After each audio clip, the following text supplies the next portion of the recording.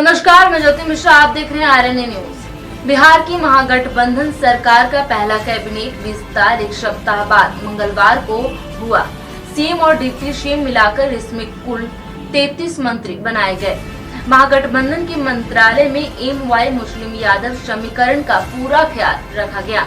नीतीश के नए कैबिनेट में हर चौथे मुस्लिम विधायक मंत्री बने हैं, तो हर 7वें यादव विधायक को मंत्री का पद दिया गया है। आखिर टफ है कौन?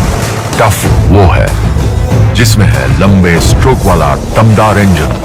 टफ वो है जो आसानी से खींचे बड़े से बड़े औजार।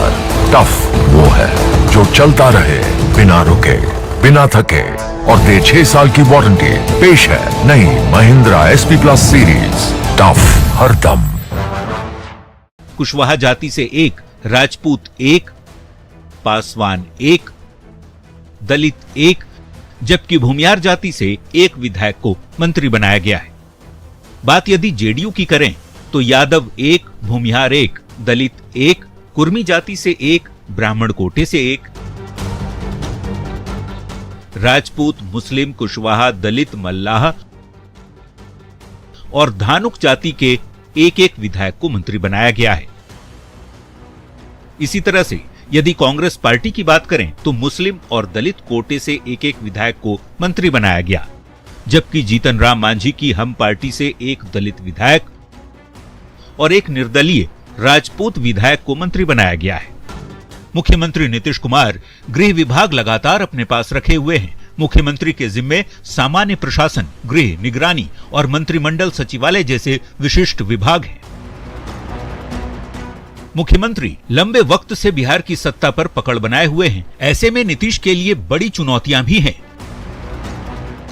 सबसे बड़ी चुनौती राज्य की कानून व्यवस्था को सुधारना, प्रशासनिक लापरवाही पर नकेल कसना और अपराध नियंत्रण के लिए पुलिस प्रशासन की सख्ती है। बात नीतीश के पावरफुल मिनिस्टर की कर लेते हैं। सबसे पहले बात डिप्टी सीएम तेजस्वी यादव की, जिनके जिम्मे स्वास्थ्य, पथ निर्माण, नगर विकास एवं आवास के साथ ही ग्रामीण कार्य विभाग भी है। दूसरी बार बिहार के डिप्टी सीएम बने तेजस्वी के लिए कई चुनौतियां हैं। सबसे बड़ी चुनौती युवाओं को 10 लाख रोजगार देने का वादा पूरा करना है।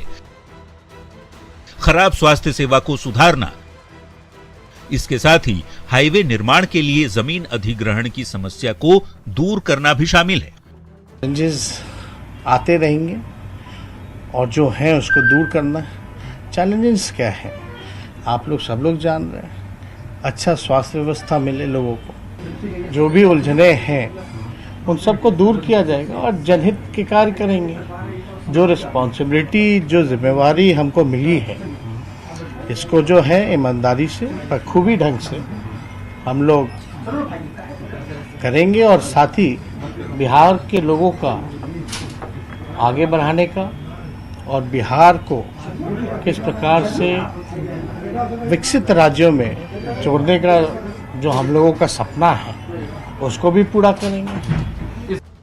प्रदेश के नए वित्त मंत्री बनाए गए हैं विजय कुमार चौधरी। इन्हें वित्त विभाग के साथ ही वाणिज्य कर और संसदीय कार्य विभाग का जिम्मा भी है। इनके सामने भी चुनौतियां कम नहीं। अर्थव्यवस्था में सुधार, विकास कार्यों में तेजी लाना, ढांचागत विकास के लिए सरकार की आमदनी में इजाफा करने के साथ ही प्रदेश की प्रति व्यक्ति आय बढ़ाने के लिए रोड मैप तैयार करना भी बड़ी चुनौती है। बात यदि ऊर्जा विभाग की करें तो इस विभाग का जिम्मा फिर से विजेंद्र प्रसाद यादव के कंधों पर है। ऊर्जा के साथ ही योजना और विकास विभाग का दायित्व भी इन्हीं के पास है, लेकिन चुनौतियां कम नहीं। बिजली चोरी से जुड़े अभियान को सफल बनाना, राजस्व संग्रह और बकायेदारों से वसूली के साथ ही विद्युत क्षेत्र में वित्तीय समस्याएं खत्म करना बड़ी चुनौती है। बिहार के उद्योग धंधों की भी बात कर लेते हैं, जिस विभाग का जिम्मा मिला है समीर कुमार महासेठ को। बिहार में उद्योग को बढ़ावा देना जितनी बड़ी चुनौती है, विभाग के मंत्री के तौर पर काम करना भी उससे कम चुनौती नहीं, क्योंकि बिहार में उद्योग धंधे के लिए माहौल बनाना, इंफ्रास्ट्रक्चर को दुरुस्त करने के साथ ही निवेश को आमंत्रित करने और उसे बढ़ावा देने की बड़ी चुनौती शुरू से रही है। आखिर में बात बिहार की शिक्षा व्यवस्था की। शिक्षा मंत्री इस बार प्रोफेसर चंद्रशेखर बनाए गए हैं। इनके लिए सबसे बड़ी चुनौती प्राथमिक और उच्च शिक्षा की मौजूदा स्थिति में सुधार लाना, स्कूल कॉलेजों में बुनियादी सुविधाएं बढ़ाना और प्रशिक्षित और ट्रेंड शिक्षकों की कमी को दूर करना है।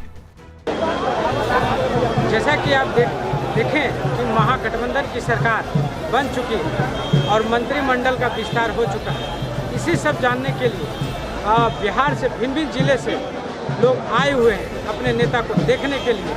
इस बार भी गया के जिला परिषद उपाधीक्षक शीतल यादव जी से भी जानना चाहते हैं, तो क्या अभी जो गठबंधन में जो मंत्री बने हैं गया से, उसको आप कैसे देखते हैं और कैसे सबसे पहले मैं माननीय मुख्यमंत्री जी को बधाई देना चाहता हूं और माननीय उप मुख्यमंत्री तेजस्वी यादव जी को कि गया पर विशेष करके माननीय मुख्यमंत्री जी जो तीन मंत्री का जो आज शपथ ग्रहण हुआ, मैं तीनों मंत्री का गया जिला की ओर से और पूरे बिहार की ओर से उन लोग के बहुत सारे बधाई और माननीय मुख्यमंत्री जी का बधाई और युवा के जो प्रकरण है हमारे उप मुख्यमंत्री तेजस्वी यादव जी, उनको भी बहुत बहुत बधाई। जिला का उन्होंने माननीय मुख्यमंत्री के द्वारा घोषणा किया गया था। अब माननीय जब तेजस्वी जी चुनाव अकेले लड़ रहे थे तो 10 लाख का घोषणा किया था। अब दोनों जब मिल गए तो 20 लाख का घोषणा माननीय मुख्यमंत्री जी कर दिए। अब तो युवाओं के लिए बल्ले बल्ले है। अब आज ही कल में आपका घोषणा भी होना है सबको। तो मैं इस सरकार को और महागठबंधन को बहुत बहुत बधाई देता हूँ। आप क्या संदेश देना चाहते हैं? बड़े भाग से हम सब अनेक से एक हुए हैं। अब जुमलेबाजों के बहकावे में आकर न आपस में मतभेद करेंगे। ऐसी शांति और विनम्रता से महागठबंधन की सरकार चलाएंगे। देश विदेश के लोग यहाँ आएंगे और यहाँ से सरकार चलाने के फॉर्मूला लेकर जाएंगे और अपने देश में लागू कराएंगे। जो आपसी भेदभाव छोड़कर आपस में गले मिलाए हैं, इसलिए महागठबंधन में हाथ मिलाए हैं। इस बात का हमको गर्व है और इस बात का हमको गर्व है, इसलिए प्रेम और शांति की बातों से बनता हार्दिक पर्व है। नफरत और दुश्मनी से दोस्ती अच्छी, यह बात अब समझ में आई है। दबोधी पैलेस रिसोर्ट होटल शहर की भीड़ भाड़ से दूर सुकून की वातावरण में गया शहर की गया इंटरनेशनल एयरपोर्ट, गया बोध गया रोड में गया क्षेत्र का भव्य होटल दबोधी पैलेस रिसोर्ट होटल में बड़े बड़े बैंकेट हॉल, बड़े बड़े गार्डन, रिंग सेरेमनी, शादी, पार्टी या मीटिंग हर एक आयोजन के लिए व्यवस्था उपलब्ध है। रेस्टोरेंट की व्यवस्था जहां एक से बढ़कर एक लजीज व्यंजनों का मिलेगा संगम। हमारे यहां आइए और जिंदगी में खुशियों से भरी यादें शामिल कीजिए। दबोधी palace resort Bodhgaya main temple 80 feet temple के नजदीक है। हमारा पता गया इंटरनेशनल एयरपोर्ट, गया बोधगया रोड, गया बिहार। हमारा mobile number 9341512720। दबोधी palace resort Bodhgaya.